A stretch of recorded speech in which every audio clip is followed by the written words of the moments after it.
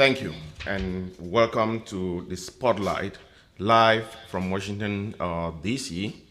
Today, we would be looking at Cameroon elections 2020, the implication of a unified opposition.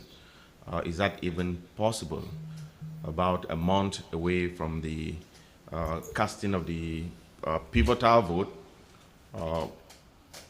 for the elections in 2025. So today with me, I have our permanent consultant, Kenneth Day, who would be with us remotely, and Kingsley Newu, who would also be joining us remotely from the UK. And then here in the studio with me, I have the privilege to welcome to our studio Dr. Shea Eugene Ate, the president of the Social Democratic Front in North America. Welcome, gentlemen. Thank you very much. Doctor, how are you doing Welcome. today? Well, pretty good, pretty good. Just for the anxiety that we have to change the system back home in Cameroon. Ken, how are you? Well, very fine. We're barely 5 weeks away from a turning point in the life of our country, and we're here to see to it that that happens, come what come may. Is that actually a turning point? A point of no return? Indeed, it is. Yes. And Newu will be joining us. One of the other panelists who was supposed to be with us from the UK, Dr. Patrick Ayok, unfortunately lost the junior brother today in South Africa. Our condolences and prayers to him and the entire family. Newu, welcome. Thank you. And extend our love to that pretty young lady around you. Yeah, she wants all my attention. Yes, when both mama and papa are in the media, what do you expect? Yeah. So you see where the attention is coming from. So again, thank you guys for coming. Like Kenneth indicated earlier, we are at an inflection point in the contraption called Cameroon, and I think it is no longer a hidden secret to say the concerns of both keen observers and the civil society in Cameroon is the inability of the opposition to get behind a unified candidate. But is that actually the problem with the opposition not being able to be united behind a single candidate to challenge the incumbent who is 92 or 93 years old, depending on whatever accurate records that we are basing that age on? Is it the system or is it the inability of the opposition to get behind a single candidate? Doc, I would want to begin with you first as the president of SDF here in North America. And given the history of the SDF, I think even when the SDF won the elections, there were multiple candidates. Cameroon has been in a space of its own when it comes to the electoral processes in that country. I don't think that we've ever had an election cycle where there was a single opposition candidate. What is the difference now? Uh, Thank you very much. I would like to pull our collective memory to what happened in Cameroon in May 26, 1990. The legendary John Frundi, of blessed memory, launched the SDF with the goal of changing the system. And the system has not been changed. But I want to assure you it will be changed in under 6 weeks. The talking point about a unique opposition candidate is the brainchild of the CPDM. If anybody went as far as raising money to qualify to be a presidential candidate, only to turn around and say, oh, I cannot beat Paul Biya by myself. That person is disingenuous and should drop out of the race. The SDF held an extraordinary convention, and the SDF gave the mandate to Honorable Joshua Osei to face Paul Biya, not to face the other 10 candidates, to come out with a unique candidate. We have done our homework for the past 3 years. We have educated the masses on how to get registered. They have. We have educated them on how to turn out massively.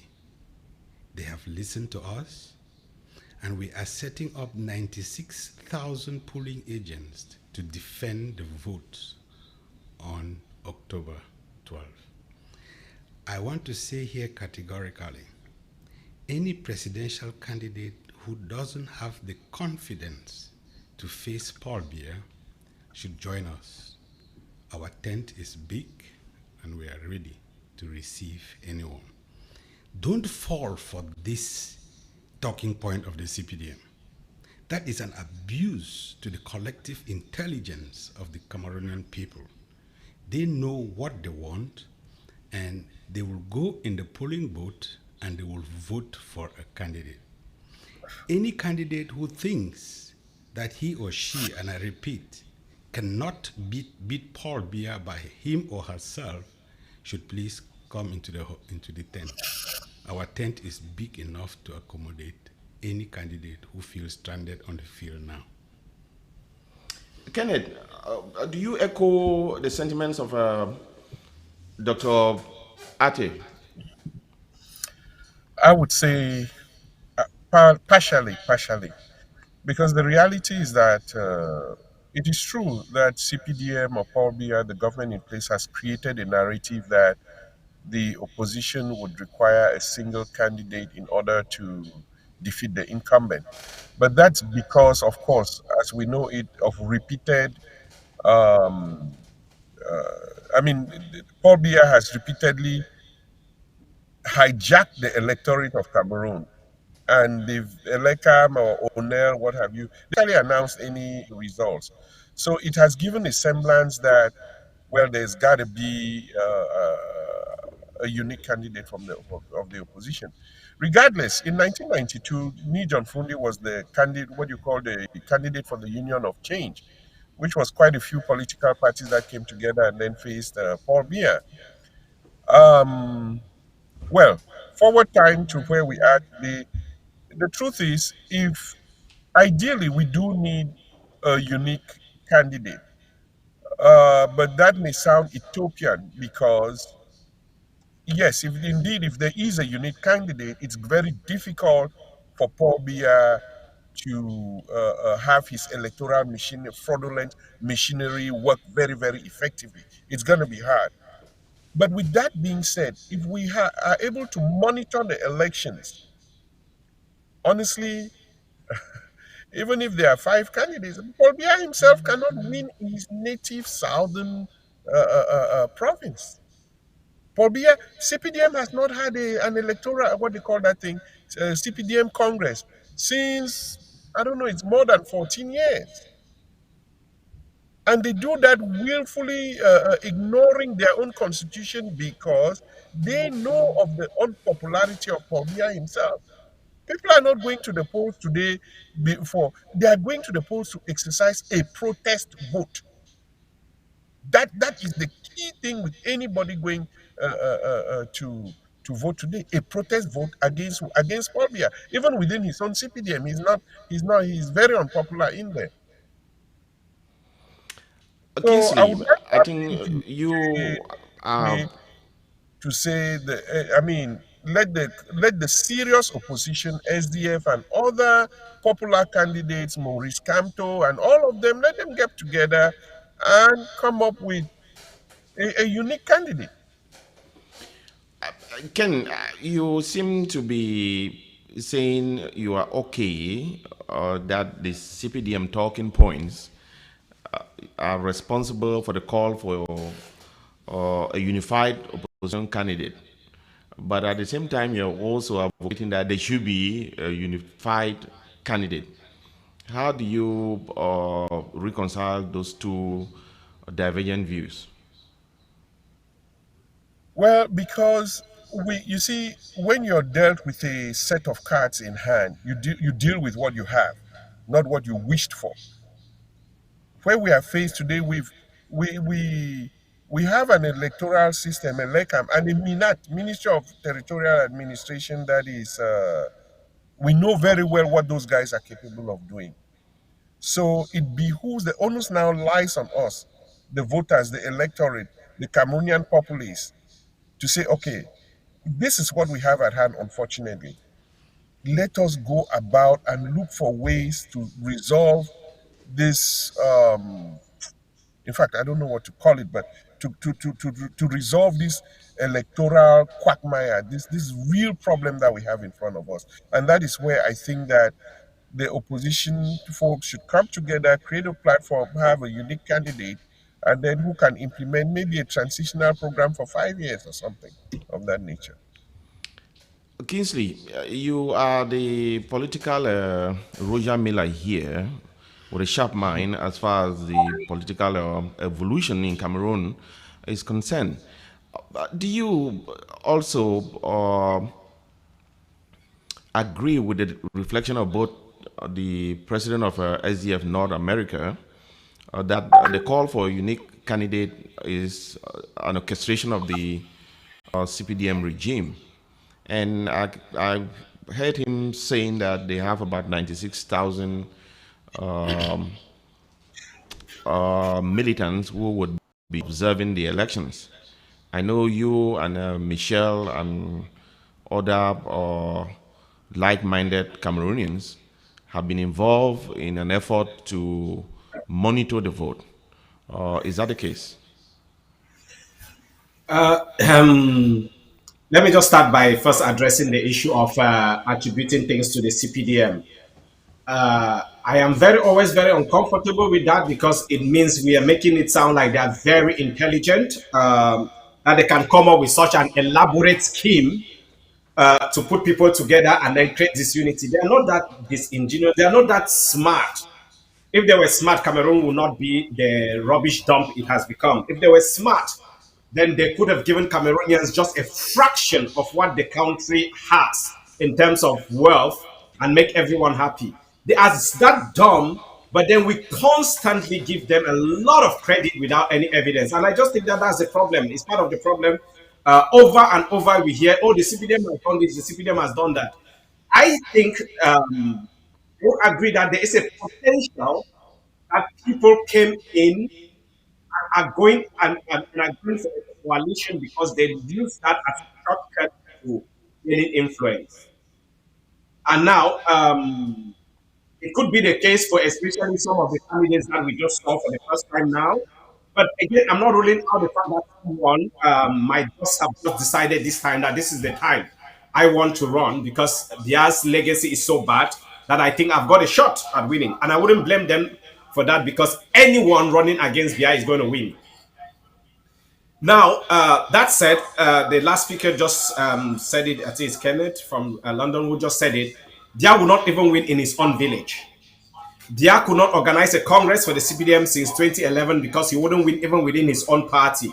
Leon Tele Onana, the councillor for Monatele, said that much. He's an insider. He was challenging Bia because he was confident he could beat Bia. And actually, they knew that if they held a congress of the CPDM with Bia facing off Leon Tele would have won. If not, what they would have done is they would have actually done that congress.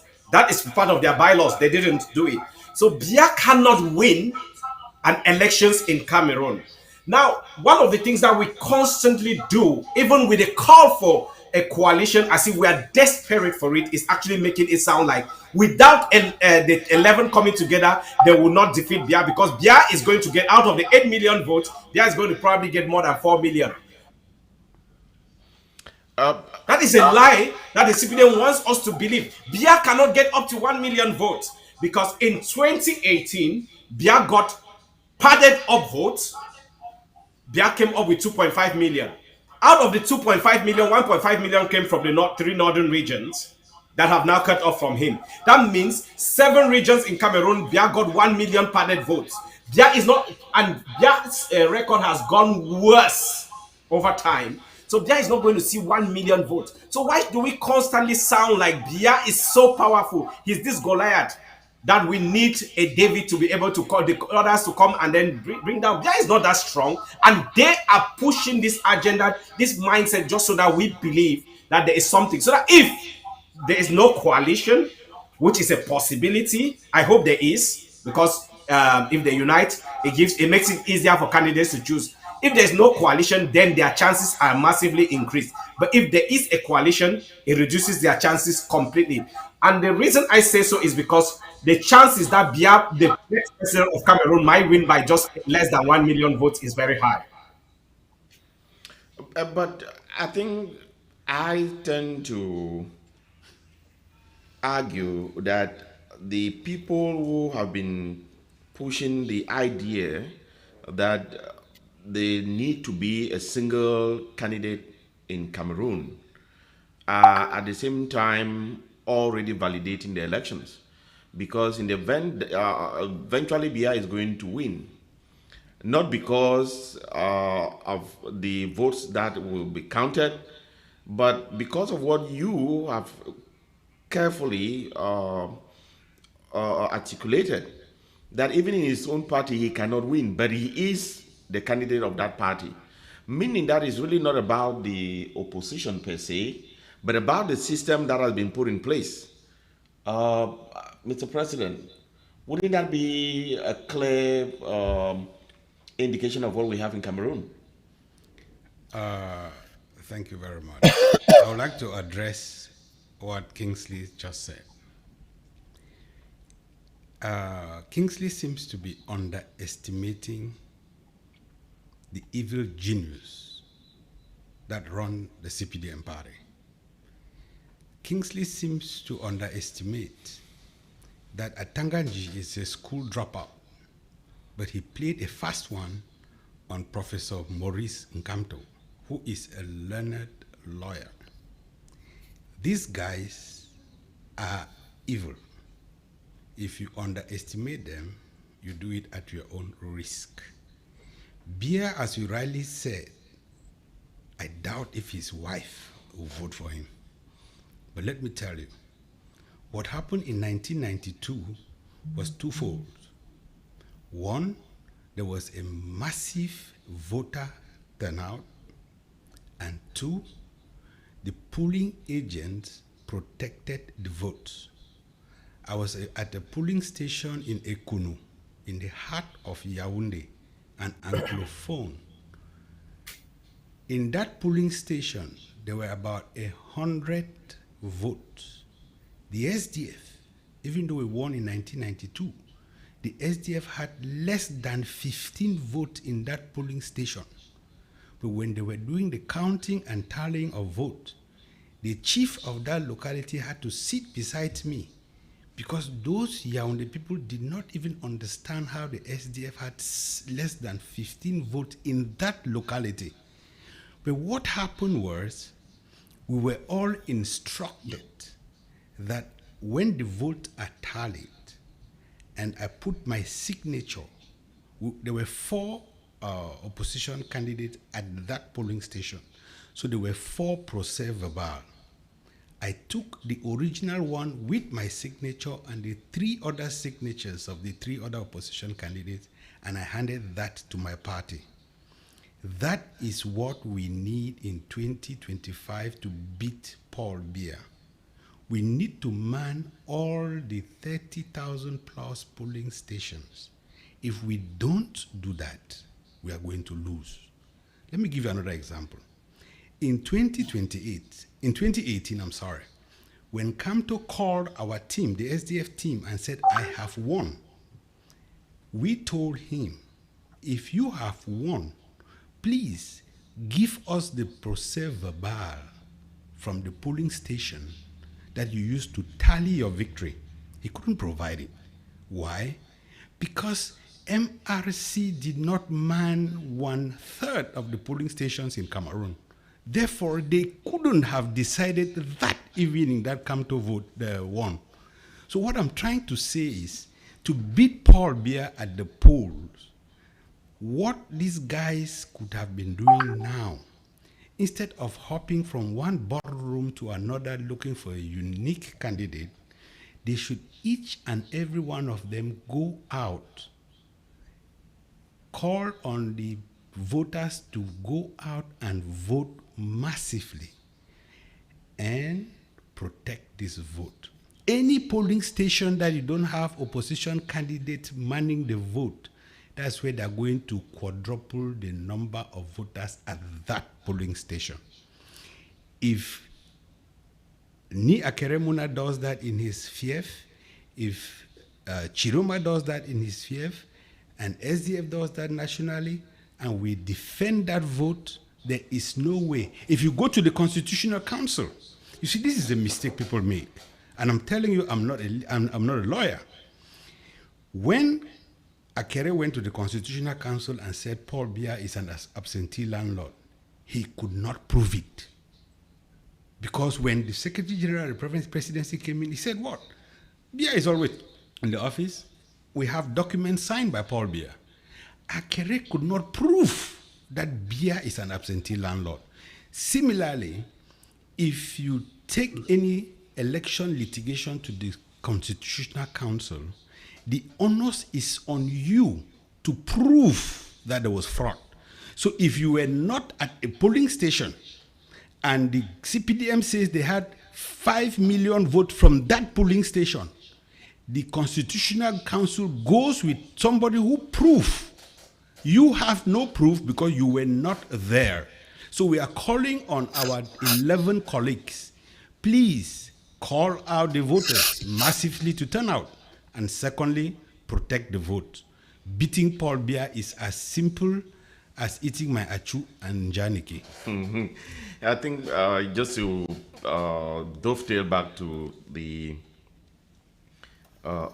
Akeres Constitutional Council challenge, I personally think it was a distraction.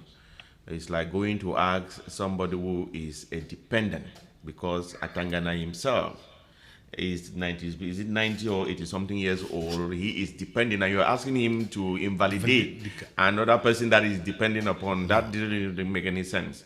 Yeah. But Kenneth, to come back to you, I hear what Dr. Ate is saying, but we cannot also be oblivious to the fact that from 1992 to present day, the CPDM has learned the ropes of their mistakes that they did in 1992 concerning the procès verbal and all of that stuff.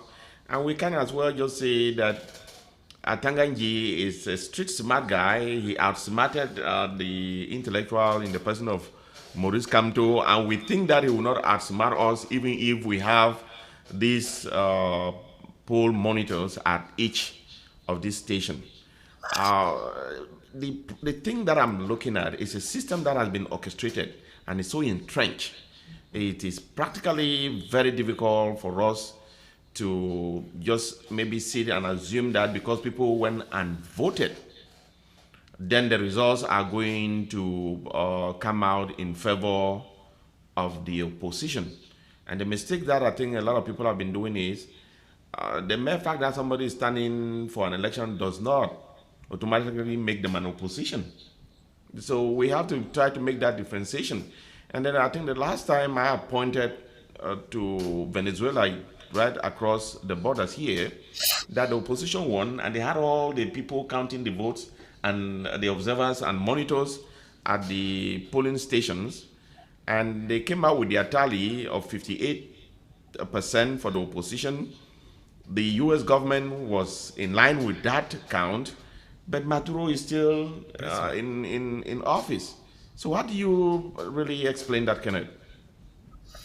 Okay, well, we're in 2025.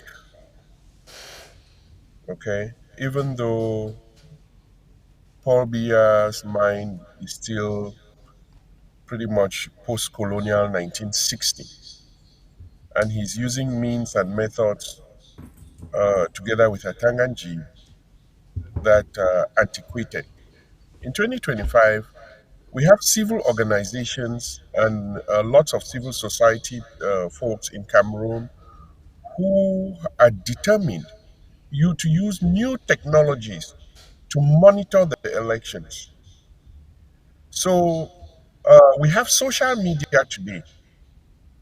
So at various polling stations, some of these called volunteers, if you would, they are going to take pictures of the procès verbal, upload them, and use new technologies. Even if those guys, as they did, cut off internet connection within 1 week before the elections, even if they do that, there are other means that people are still able to connect, even in the far north and various places. The solar energy, phones are able to be charged in one way or another, so they can cut off electricity, cut off internet, do whatever.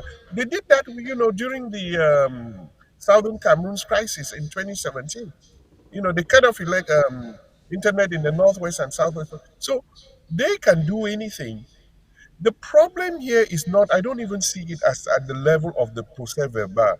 The problem I see is more of people like Katanganji doing things very, very blatantly. For example, Atanganji goes to the website of his Minat, changes the name of Anise Ikane's party to the other guy, Yebga. He changes the name there. Everybody knows that name was not there. Yebga's name was not there. The letters he himself wrote. And then few weeks after he does what they do at the Constitutional Council of eliminating Campbell, they come back and change the name back to Anise Ikane. You see, But these Kenneth, are the Kenneth, kind hold of on to that. Kenneth, hold on to that thought. Wouldn't that just buttress the argument that you are trying to make? That irrespective of what is going to happen, you can collect all the vote counts, you can have those observers there. Then what? If they turn out okay, overnight and give you something that is otherwise? exactly. And this is where the voters, the people of Cameroon, have that real power in their hands, Brado, because it has been proven everywhere else in the world. The best means to eliminate any incumbent is peaceful. So let us all exhaust the peaceful avenues, and then we come up with a national uprising. The technologies that the civil society is using now or putting in place in Cameroon, it's been used in more than 170 countries around the world. It was used in Senegal. It's been used in so many countries. So they're in the process of implementing that in Cameroon. And if Atanganji,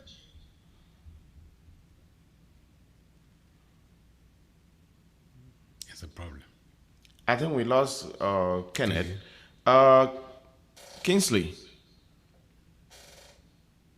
Kingsley. Probably it's lost also. Yes, I think we lost Kenneth. But to come yes, back to you, I seem really. I try to grapple with the argument that Kenneth is putting forward. That yes, um, we can have those monitors. We have the social media. We have other avenues that the information can be made public. At the end of the day, we can collect all of this data, and the regime, knowing the regime fully well, that they would crush any uprising. Even a lot of the noisemakers from the MROC and Camtos going to manage them.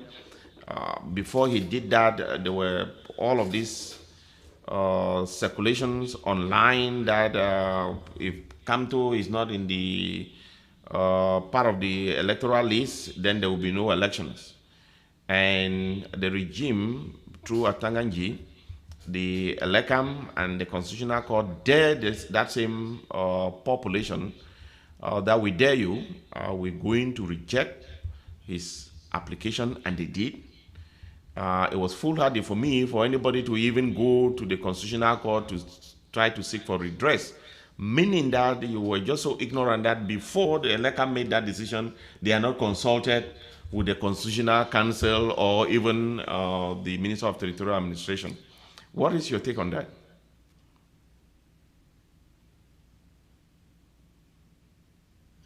Probably lost him also. Kingsley. Yes, can you hear me? Yes, we can hear you. Yes, I say one of the biggest weapons they've used against Cameroonians and every one of us is to actually make us feel powerless. And it's working. I can see that sense of pessimism evading that, like coming over us, making us feel like these guys are so powerful. If they were that powerful, then they wouldn't go through all those motions. All what they would have done is Atanganyu would have simply written a letter and told them that We've lost Kingsley. Lati, I think we lost Kingsley too. Is he still with us?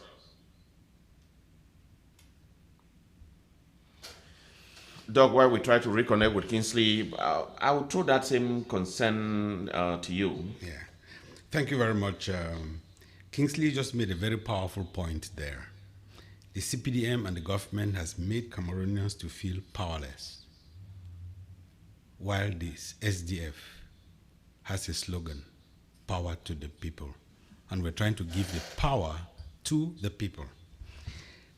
Before I get to that, you raised a very important point earlier. You said not all candidates are opposition candidates. And you are right.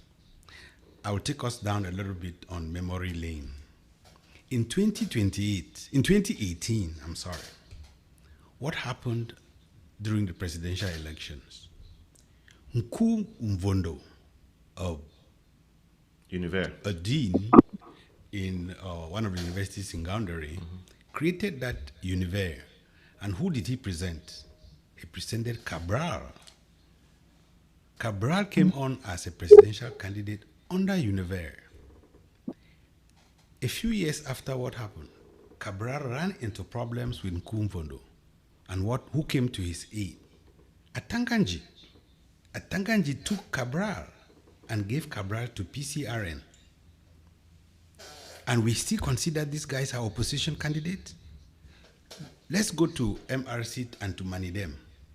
In 2018, and he said, break in for CPDM and sided with the winning team. Yegba Was the opposition. sided with Nkamto. That angered Atanganji. And what did Atanganji do? He connived with Anised to dismiss Yebga from the party. Fast forward to 2025. Anised now endorses or uses Nkamto. And Atanganji went and brought Yegba to kick off Nkamto. These guys are not opposition. These guys are presidential election year candidates. Yes. Look like Ni Akere, a barrister I hold in very high esteem. In 2018, he ran under the Now movement. And in 2025, he is with the University of Nku Mvondo. Endorsed Kamto in 2018. And he endorsed Kanto in 2018. Nku Mvondo has not come out to say, this is my beloved son. Vote for him. There is a game that Atanganji is playing with these guys. And I tell you, by September 25th, they will start falling off like used spare tires from a truck. And the SDF, what we are pleading with them is, if they believe that this system is evil and needs to be changed, we are inviting them, all of them to come home. Niakere, you have my vote. Come home. Kamto, we know you still have a diplomatic passport from the Cameroonian government by virtue of your wife working with the Cameroonian government. We know you have been eating your salary as a professor, but you've never gone to school to teach. And your argument is, if they don't assign me to a school, should I stop chopping my money? That is the corruption we don't want in this country. And that is the corruption, that is the system that the SDF is bent on destroying. Now, this is a distraction that we're having in this interview. We are focusing on these people who have no value in changing the system, instead of advancing the cause of our candidates, for example, Honorable Joshua Osi. Joshua has looked at Cameroonian women in the eyes and she has told them, if you elect me, you have free pre-maternal and post-maternal care. All kids in Cameroon will have free health care up to the age of 5 years in age. Joshua Osi is an entrepreneur. He has promised, he has declared that youth unemployment is a national security issue, and he's going to handle that within the first 100 days. So my little plea with our group here now is, let's forget about all these distractions and let's look at the various candidates and their mission, their statement, their manifesto, and see how Cameroonians can benefit from this, our talk this evening. Thank you, Mr. President. But again, I know you are an SDF stalwart. Yeah. It could also be argued that Honorable Joshua Osi in the parliament has not provided that leadership, as far as even the bills that have been passed there. What is you're now saying about prenatal health care, free education, and stuff like that, you have to look at his record. And the people from the English-speaking regions have held him as being the only signatory. I think he was also chided by the chairman of blessed memory, Nijan Frundi, for signing a document asking for the repatriation of activists who have been clamoring for justice and a fair treatment of the people from that region. So each of the candidates, like you say, have their own baggage, but which among them, which I agree with that conversation here, gives us the best chance? I can tell you, Ninche pointed at OC in a meeting we had with him, that OC is a CPDM insider. You begin to wonder who is actually an opposition candidate in that country. Ken, I know you are also a very strong supporter of Maitre Akere. Is what Dr. Ate is saying here, that he has been maybe what we call a political ashawo, moving from one party to another without a party of his own. And you could see the arm of Atanganji playing in the background. Is that so?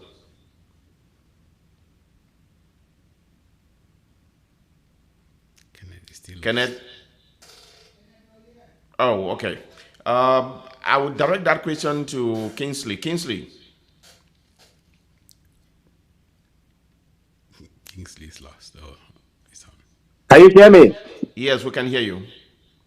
Okay, yes. I think there was a problem with my connection, so I was kicked out. Yeah, but I think I would just still take the point I was making at that point in time is that one of the biggest tools the BI regime uses is to make us feel that we are powerless and that they are very powerful. And that is something to be debunked. One is the fact that they don't have the ability to do all the things that we think they can do. For example, I will take the case of Kamto. If Atanganji had the power that we suddenly just ascribed to him, then he wouldn't have had to go through Anise de Kane, Yebga, or whatever, the constitutional. He just needed to just say, you know what, to hell, you're not a candidate. The fact that he has to seek validation through pulling strings means that he hasn't got the power that we think he has.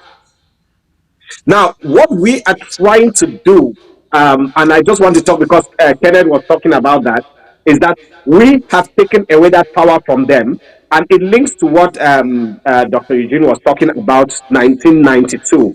1992, the SDF lost the elections, or their victory was stolen because you didn't have technology.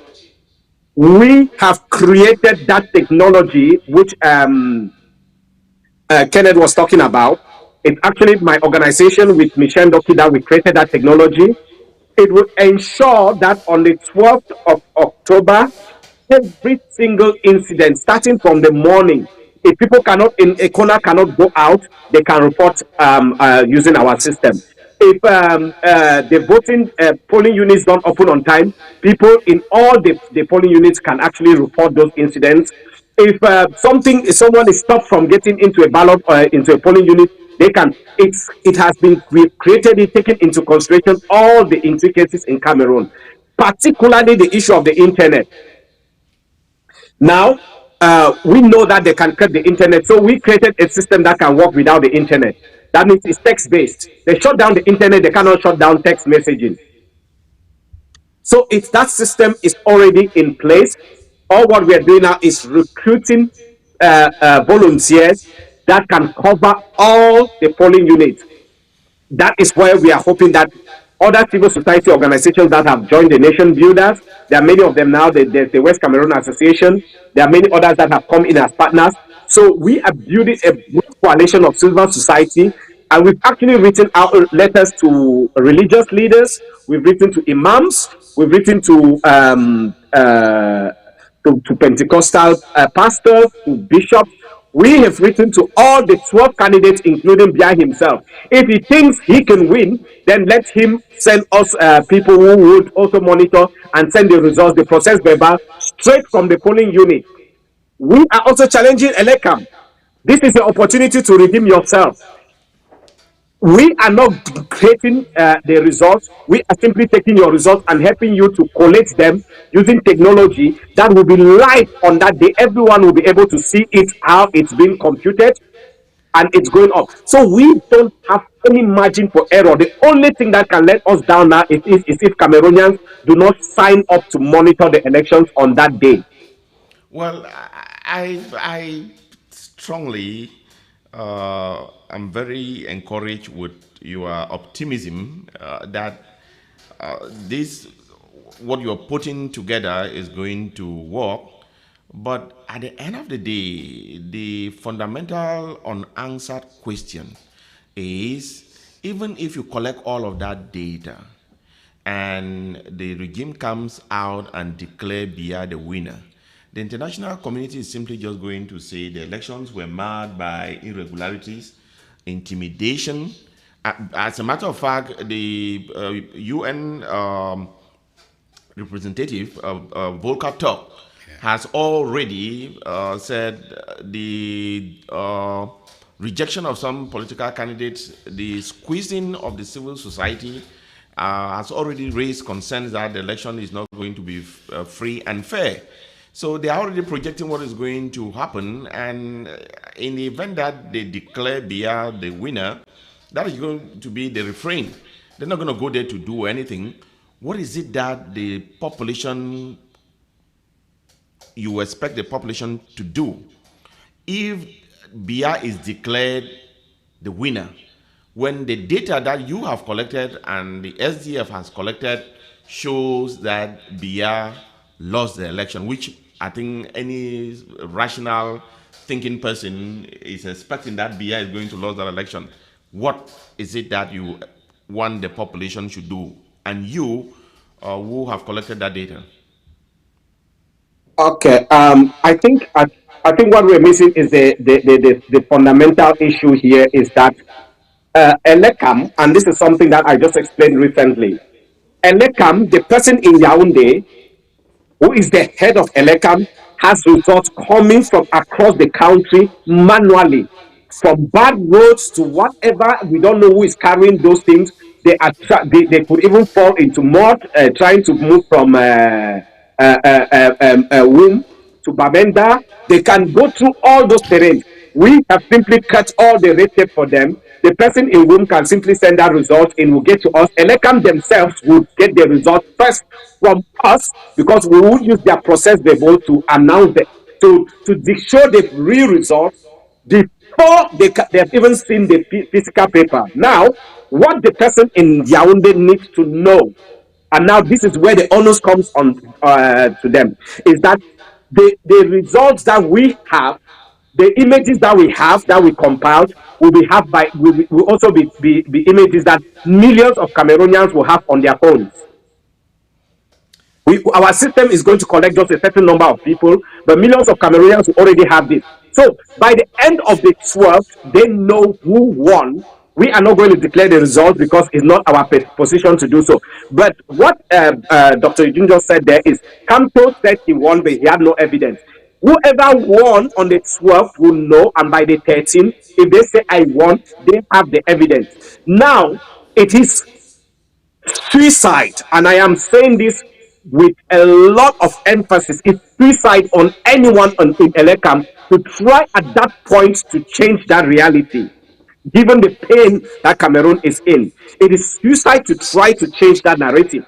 It is worse, not only for Elekam, but for the Constitutional Council, because the Constitutional Council, what we don't also realize is that they are a step away from the actual thing. I think again, I would say Dr. Eugene just mentioned that they go by whatever Elekam has given them. Evidence, it is a court. If the evidence is given to them that they are won, and they had already 15 days before that, they had seen overwhelming evidence from Cameroonians as a whole that they are lost. They have their work cut out for them. It's easier for Clement Atangana to become a hero than for us to expect that he would go into court and tell Akeremuna or whoever in 2018 that they didn't win, whereas they have no Kingsley, evidence. Kingsley, Yeah, I yeah. think we're living in alternate universe. Doc, I think maybe Kingsley is a little bit younger. Whatever he's saying right now, this articulation, is perfectly what happened in 1992. The results showed that the SDF won the elections. And when Bia was declared the eventual winner, there was ghost towns for 6 months. The chairman was under house arrest, and the international community ended up towing the line. So it's not like what you're doing is wrong. You are actually on the right path, but that is not the reality in Cameroon. Now, I'll beg to differ with you. What Kingsley just explained is the game changer, Okay. if it works. And I want to tell Kingsley that we are not talking about 30,000 polling agents that we have identified and trained. We are talking about 96,000, which means that every polling station, the SDF will have at least 3 individuals. So if Kingsley and his team contacts the SDF team, you will have one candidate at each polling station that will do what you people think you can do. Now, the question you ask about what can be done if the Constitutional Council declares for Paul Biya, I would like to tell you that what happened in 1990, 1992, up to the year 2014. Why 2014? That was the year that they started this anti-terrorism law. Mm-hmm. This anti-terrorism law is one of the most repressive tools that the government has ever created. But now, this is my response. Spontaneity. Cameroonians are not ignorant of what they expect, but they are looking up onto somebody to give them that command. And in politics, a politician will not give. Currently, we have civil society activists like one Dr. Nyamsi and his group, and you have civil society activists in all over the country. That is when they have to take up and defend the right of the people. There is one thing that you guys said that I want to come back onto. The fact that somebody like Honorable Nincha would say publicly that Honorable OC is part of the system is a gross misrepresentation and is a gross accusation which he cannot prove. And as I'm talking now, some of these detractors who run their mouth saying Joshua is part of the government is heading to Nkondengi now as we talk, because Joshua decided to start suing anybody who claims. Some say he has contracts with the government. I will categorically tell you here and now, Joshua Osi is an entrepreneur and his main business is ecotourism. The government of Cameroon is not one of his clients. And the Minister of Tourism is Bello Buba. If Bello Buba had ever given him a contract in the area of tourism, he should say it. Joshua is involved in aviation repairs. Some people say he is the one who manages Paul Biya's fleet of cars. First, Paul Biya doesn't have a fleet of cars, of planes. Secondly, if the government of Cameroon hires any plane, that plane becomes a military asset. It's handled by the military. How will Joshua, a civilian, go and be handling a military asset? You see, Cameroonians have been giving some talking points which could be dispelled with one sentence. But since we don't have that time to go and be addressing some of these little issues, it builds ground. And I'm so shocked that, with all the respect I have for Honorable Ninja, he will go and say, Joshua is part of the system. Show me the proof. If you don't show the proof, you shut up. Yeah, go ahead. Go ahead. No, go ahead. So what I'm trying to say now is, I want us to thank Mr. Kingsley and his team, and we give them our total support, because vote preservation and vote protection is what brought the magic change in 1992. What happens after that is what these 11 guys, instead of sitting in boardrooms trying to find a unique candidate, should be educating Cameroonians on what to do if their vote is stolen. I need to hear that. And the SDF will not shy away from telling its militants, look, we have militants across the 10 regions of Cameroon. We will tell them in no unequal terms what will happen if their vote is stolen. But again, I warn you, there is the anti-terrorism law of 2014. It is a repressive tool, and we'll look for a way to go around it. Thank you. Kenneth, I think you had some technical issues. Are you back with us? Yes, I am fully back online. Oh, okay. I think the argument has been very clear that unfortunately the opposition inability to come back under one candidate really should not be looked into as a serious issue as far as the election is concerned. Mostly looking at the processes and the different platforms that are now available to the Cameroonian people. But again, we cannot just easily dismiss the zombie-like characters in Yaoundé and what they have done for the past 43 years. The underlying question is, like what the Dr. Ate just said, what are the political parties willing to do? How far are they willing to go in the event that the results are obvious and the data that has been collected is overwhelmingly in the advantage of one of the opposition, the so-called opposition candidate? Let's say for Joshua Osi, would all the other political parties be willing or be ready to call their supporters out to the public for peaceful demonstrations to make sure that that vote is not stolen? I am saying that based with the rejection of Kamto's candidacy, a lot of observers had hoped that the opposition was going to rally and say, all right, we would boycott the elections or call their militants to the streets to protest that for fair and credible elections, let the people who qualify for that election be allowed to run for the post of the Supreme Magistracy. Okay, Brado, let's take a look at just a quick historical context, right? In Tunisia, Bourguiba, Ali was carrying Bourguiba for almost 4 years to the presidential palace. When he got tired, he went out there, declared himself winner. We have the case of Robert Mugabe down in Zimbabwe, and then right next door to us in Gabon.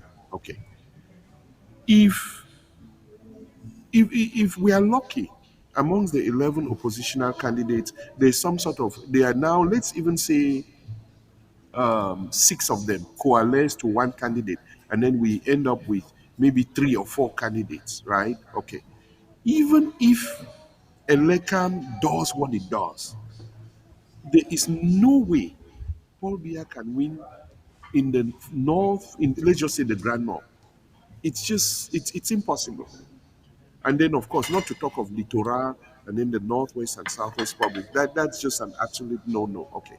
With that being said, so let's say whoever, pick a name, I don't know, like you said, Joshua Osi, Akere Muna, or whoever else. They emerge as the winner. Um, what for me, what I see as a prognosis is that the Cameroonians, the voters, because Cameroonians know exactly who they do not want. And I believe right now the intelligence services in Cameroon, they are scared to death of what could potentially happen. So it's not about the winner calling out their people. I believe that just like in Tunisia, where the guy burned himself up and came out, they we're trying to avoid this thing, but it is inevitable. It will most likely happen, whereby in Cameroon there will be a national uprising, because these people are arrogant and dumb enough to not forestall something like this. It is probably going to happen, and all the ingredients are in place for such a national uprising. How are they going to prevent it when the volcano starts erupting? How do you prevent the volcano?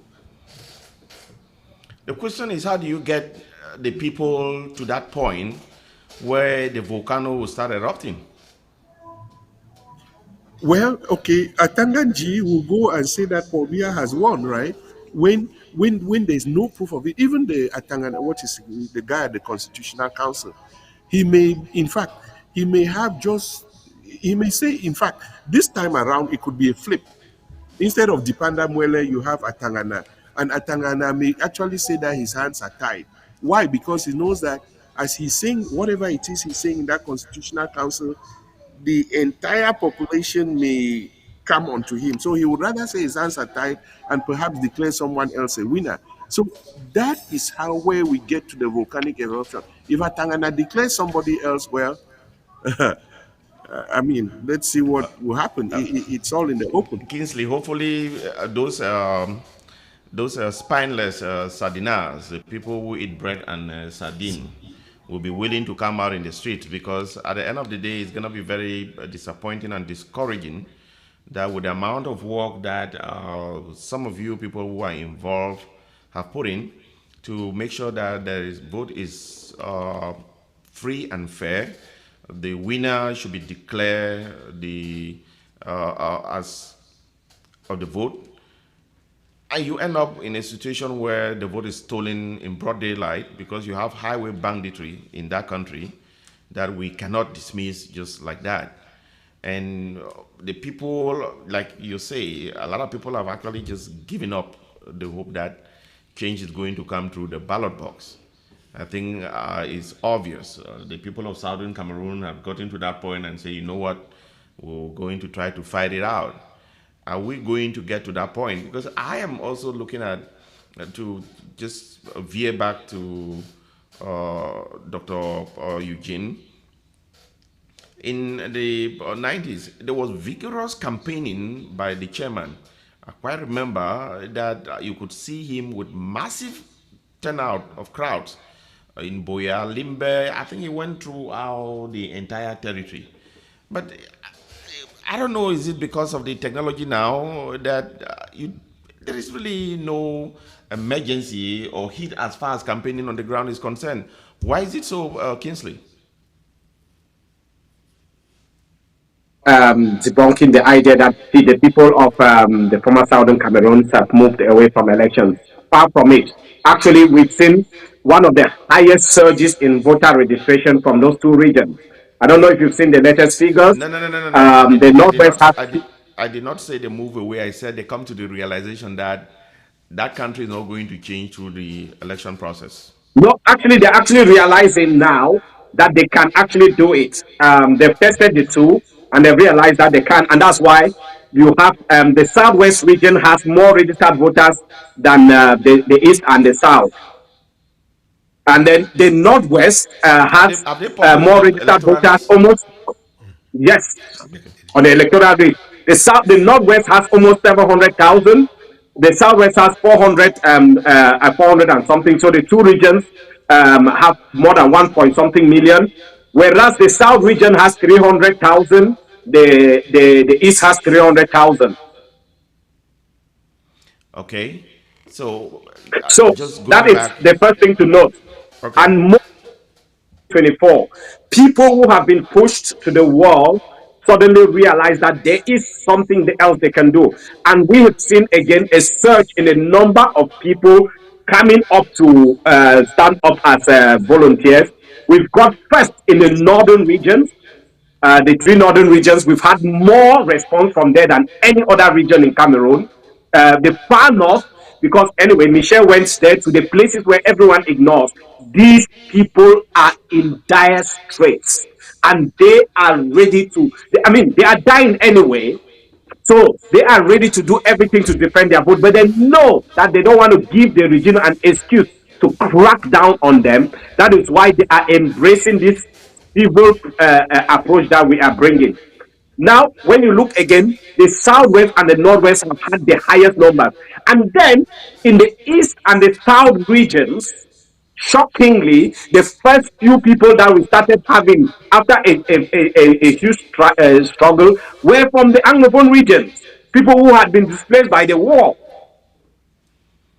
So suddenly you could see that they have understood now that there is one thing that needs to be done, and is to be have information. That information is power. Because one of the things that this regime does so well is disinformation. They did it so well with Nijon Fundi. You talk to some people, they'll just say, oh no, Nijon Fundi already ate sardine. Where is the evidence? It's not there. That is the CPDM talking through you if you say that. We've heard it as Dr. Eugene has just said with Joshua Osi. I believed that Joshua Osi had a contract with the government, and I used to say, well, maybe it doesn't matter, maybe it matters, until I heard him say, I have known, not even with an SDF council. And I was like, wait, how did these people manage to fool me for so long? So the regime capitalizes on misinformation and on lack of information. One of the reasons why there's no education in the north is not by chance, is because they knew that that was their harvest ground. But Now, I don't think that you can blame yourself for the level of misinformation that the government pushes out there. It's politics. You are yeah, in a political firm, and they're going to use whatever instruments that they have to knock out the potential candidates that are going to stand against them. It is incumbent on that candidate to push back on that information when it started circulating. I am very surprised that Joshua Osi, Honorable Joshua Osi, had to sit on that information without pushing back and allow the information to percolate across social media, across different platforms, and then he decided to push back. Dr. Eugene, I'm going to come back. I think I had asked that question to Kingsley. Why don't we see the level of mobilization that we saw in 1992, even within the social media platforms? Why is that level of mobilization now completely missing? And the country is going as if there's really nothing happening.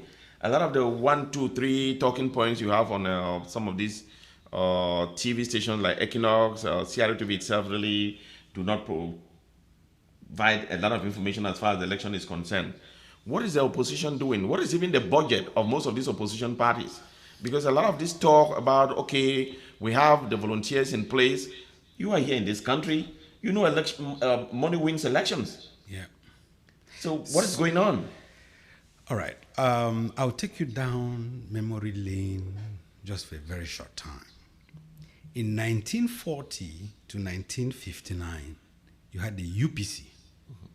It was a force to reckon with in Cameroon. The French did everything to destroy the UPC. They exiled the leaders. And what happened in 1959? They created a NAM. And with a NAM, they picked up civil servants, trained them. Ahijo was one of them. Luis Paul Azula was one of them. And they gave us Ahijo as the president. Ahijo wasn't a politician. So what happened down the line? UPC tried to come back. And Atanganji and the government saw that if they don't suppress UPC, UPC will be a thorn in their flesh. So what did they do? They created our Bassa boy Cabral. And Cabral has done more damage to the UPC than even the government. Now, the main goal of Atanganji has been to destroy the SDF. And I give him credit. He has punched holes into the SDF. If you look at the Anglophone struggle, I am very sad to say this. Ambazonians had a genuine cause. They still do have a genuine cause. They still have a genuine cause. Atanganji infiltrated their ranks. Let me tell you, some of the killings that you see is not coming from Bamenda.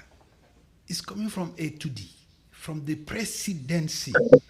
They are those that are feeding fat from this Ambazonian struggle. They've taken our plight and they've turned it into a money-making machine. That is why you don't hear about the SDF in the Northwest and the Southwest. They try to eliminate us totally. The Northwest and the Southwest would have not had any opposition candidate if they succeeded. But let me tell you something. The chairman, John Frundi, went round that country for more than 23 times. Joshua Osei, in his short few years as chairman, has done that feat. But the problem we don't hear is, in 1990, everybody was focused on the opposition challenging the government. Now, the government has brought detractors. Instead of us looking at what is happening in the field, we are then looking at what is happening in the boardrooms for a unique candidate. Joshua Osei is out there campaigning. He's out there building bridges. He's out there in the east, in the west, in the north, in the south, in the far north. One mistake Cameroonians make is that the northern provinces is not a political monolith. We have in the north, we have the Diakole Daisala. He had the Tupuris. These Tupuris will never vote for Chiroma or for Bello. In the north, we have the Shua Arabs, we have the Kotokus, we have the Pearls. These people have been disadvantaged. And then what happened? Bello Buba and Chiroma sold their soul. If you read of one of the books Mibara wrote, Mibara said, you can't join the government of Paul Biya without losing something. And what you lose is your soul. The government of Cameroon, I officially say it here, contacted the SDF on more than 3 occasions to join the government. And the SDF stood on federalism. If we are joining this government of yours, we are going to change the constitution and we are going to implement federalism. The government of Cameroon till tomorrow says over their dead body, if the SDF is coming into the government, they have to drop federalism from their manifesto. That is not something the SDF is preparing to do, and that is why we have never sold our soul to the CPDM and to the regime in place. Bello Buba sold his soul and said, being in the opposition is not a profession. Chiroma totally told the Anglophones, you don't have a problem. every 10 regions have problems. No. The southern Cameroon, the Ambazonia problem cannot be likened with bad roads in Kuseri or bad electricity in the east Or no schools. no schools in Yaoundé. No. We as a people have a problem. And it is a constitutional issue that the SDF is prepared to address when Joshua Osei ascends to the Supreme Magistracy October next month. Thank you, Doug. We would now wrap up. Kingsley, I would want to give you the chance to talk to Cameroonians on the need to be alert and to participate in the process that you and Michelle have been carrying on the ground.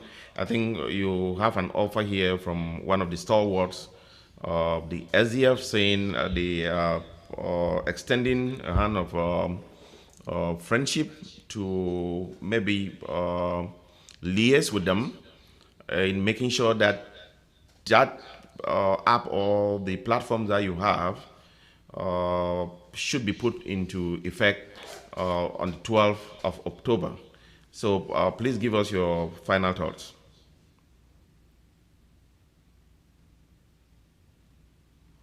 Kingsley. Thank you so much, Tabinyang. Can you hear me? Yes. Yes, so thank you so much again for having me on your program and for the very insightful discussion. It's always great when one comes and learns from others, minds bigger than our mine. I always believe in learning, and I've learned a lot today. Yes, I just want to say that actually the invitation is already a response to an invitation because we actually already sent letters, and I think the chairman of the SDF and the presidents of the other parties received the letters yesterday. The only person we are still seeking to see how he can get his own, if he actually knows what is going on, is Bia, because we addressed one to him too, because transparency is not one-sided. We are not a civil society of the opposition. We are a civil society of Cameroonians, and we are giving them a fair chance that they've refused to give Cameroonians all these years. So there's a letter addressed to him. If anyone knows how we can reach him, we have a letter addressed, and we are simply asking them, if you have got like the SDF, know that you have got a platform here at your disposal where you can be able to send the results there so that we can all lend our own. Instead of cursing the darkness, let us all light a candle.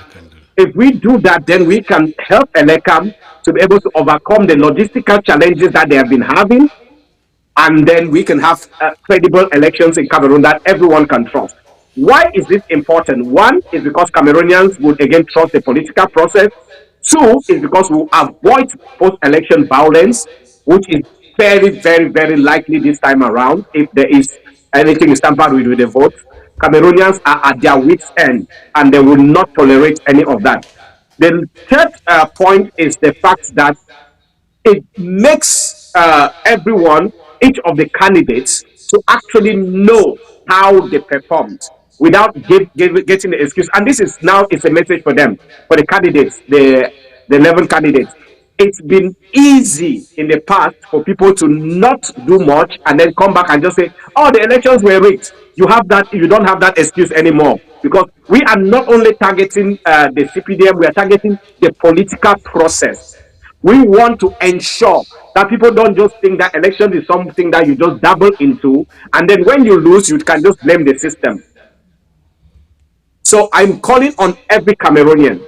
Now, the people of the Northwest, the Southwest, the Littoral, the Central region, and the Far North region, the Far North, the three Northern region, Far North, North, and the Adamawa, they have been enlisting in their numbers. We are working, we've just adopted a new system because we're getting people through WhatsApp, then we'll get them their details, and then the technician will put them on the system. But before the next few days, we'll actually have a link where on the platform itself, because it will actually be, Cameroonians will actually be able to start seeing the platform. It's web-based, you don't have to download anything on your phone, so no one is going to take your phone and look at it and say, "Oh, why do you have this?" We thought about that also. So you will have a way of putting in there your details. And when you put in and they ask you for your voters registration number, When you put that on the system will cross-reference that with Elecam's database, because they also have a database of registered voters which people can use to check. So our system will cross-reference to ensure that you're actually registered to vote in that particular unit you said you have. Once that is checked, we approve you as an observer for that place. We are already issuing out training packages for people to tell them what their rights are. As a registered voter, it is your right to be at the polling unit when the polls are counted. You don't have to be to sign the PAVI, the process before. You don't have to sign that. But as a registered voter by law, and by with your voters card, you have to be there. And once they've counted and done it, most times they do it in classrooms. When they write it out, take a picture and send to the system. If your the internet is not working, there is a loaded form that will just allow you to be able to put the figures manually, and it will cross reference with those of other people in there. If the SDF, for example, has the three people. Okay, thank you. I think there's some issue with your connectivity. Thank you, Kingsley. I am hopeful that you would find a means to really get this information to the general population. That information seems to be very insightful. Kenneth, um, this election, whether it brings a new term or a transition, risks the stability of Cameroon that external partners have become accustomed to, and it could increase the ethnic or regional tensions arising from the prolonged marginalization of most of the regions in that country. It could also bring or begin a transition process that could take time to consolidate, allowing space for instability and including the armed conflicts that are already ravaging the English-speaking regions and the northern regions of Cameroon. What are your final thoughts? Um, Brado, my final thoughts are that I believe the incumbent president, Paul Biya, in his last days, wants to drag Cameroon into the grave with him, and he's prepared to do that at any length. Well, um, I think that the youth, especially the youth, and also some of us today who were youths back in 1990 when the SD was launched, and in '92, we are prepared. We are prepared to go to any length whatsoever, blow for blow, show for show. Oh yes. So let the Bias, Tanganji, maybe was it maybe Ngongo, Ferdinand, and all them, let them bring it on. And they will see the power of the youth and the power of national insurrections, national uprisings.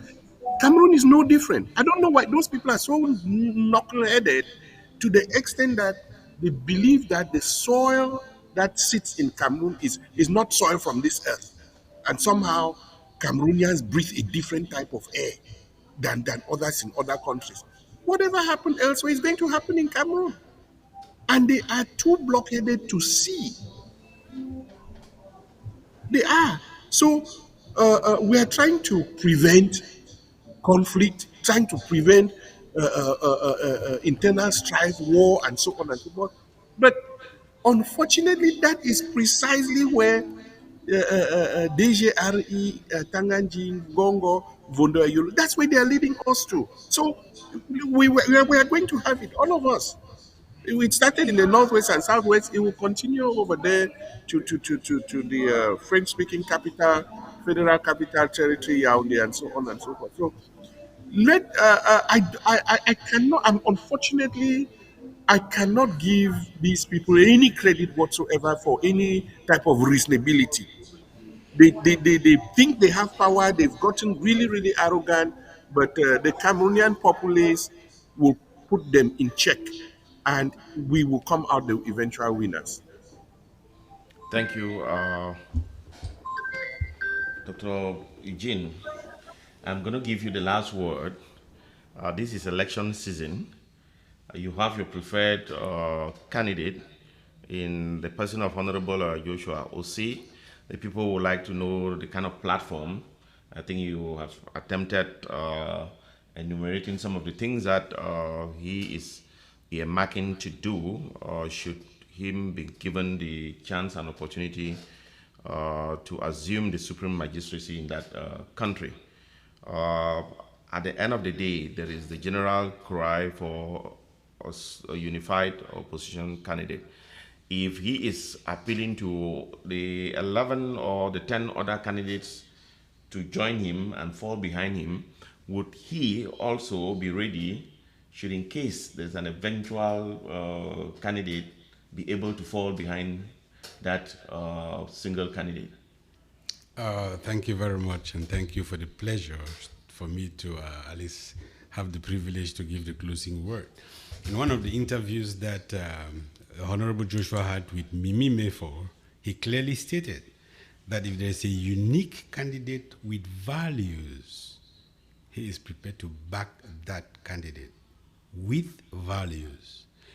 Number one. Number two, 2028 was a pivotal point in democracy in Cameroon. 18, I think. Yeah, 2018, I'm sorry. Because that was a period where it was the regime and Atanganji came all out to destroy the SDF. And the message went through. And I'm very shocked that Cameroonians bought into it. Because Cameroonians keep saying every day, we don't believe in Elekam. Elekam is not credible. Elekam is the worst structure in the Cameroonian government. But guess what? When Elekam said Joshua Osi had 3%, everybody bought that. Everybody is shouting, oh, Joshua Osi had 3%. You don't believe in Elekam. Why do you believe in the 3% for Joshua Osi? So we cherry pick. That is the message that the government has been sending to weaken the SDF. And I want to tell you guys, the SDF is like a sleeping giant that has been reawakened for the 2025 elections. Joshua Osi is an entrepreneur. He has an eco-tourism industry that he has employed more than 200 Cameroonians. Why the government cannot support nor frustrate him is because the Cameroonian government does not understand the meaning of eco-tourism. Bello Buba was a minister of tourism. Find out from him whether he understands that concept. So a lot of people say Joshua is part of the regime because he's feeding fat from his company and they are not frustrating him. It's because they don't know how to frustrate him. Ecotourism is not controlled by the Cameroonian government. It's controlled internationally. This guy has never received a dime from the Cameroonian government. So I want to make one sincere last plea to the Cameroonians. Please turn out massively. Please stay at the polling station and protect your vote. And 3, be prepared. John Frundi said in 1990 that democracy is not handed on a platter of gold. Ni John Frundi was right then. I want to add now, your victory will not be handed to you on a platter of gold. The only regret I have is that I'm stuck here in Maryland. I won't be able to be on the field with you guys. But from 1990 until when I left Cameroon, I was one of the architects of every move that advanced democracy in Cameroon. And I'm ready to do that whenever I come back. But unfortunately, it won't be for these 2025 elections. Thank you, Dr. Eugene Ate, the president of SDF in North America. Thank you, Kingsley Newu, a political scientist from the UK. And thank you to my permanent consultant, Kenneth Nde, who unfortunately was not in the studio with us today. Look at the guy eating rice and licking his lips. The guy is a gluttonous guy. Thank you to our studio director, Lati. We hope to see you again next Saturday. These are critical times for Cameroon. We understand people have divergent views on the political situation in Cameroon. For those I've also strongly had advocated for the people of southern Cameroon. This is the crossroads. It is imperative that this situation must be resolved one way or the other. We can't allow our people to continue in this sustained pain and suffering. So thank you and good night wherever you are. Thank you. Thank you, Thank you. Larry.